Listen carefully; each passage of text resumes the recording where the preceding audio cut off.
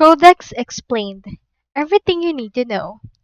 So Codex is something that is a cloud-based software engineering agent that can work on many tasks in parallel, powered by those codecs. So in here you can click on this particular button. You can find it by going to openai.com/codex or index.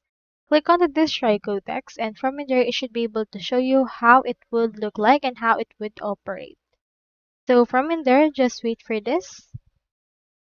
And here is what it would look like.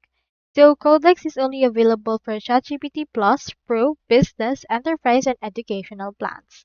So with this, you can input right here your actual task, and you can do this simultaneously. You can see the tasks directly from there. You can ask them and also ask them to code. So Codex is something that you can use for coding. So if you're actually knowledgeable to that, you can head over and then use it directly from there.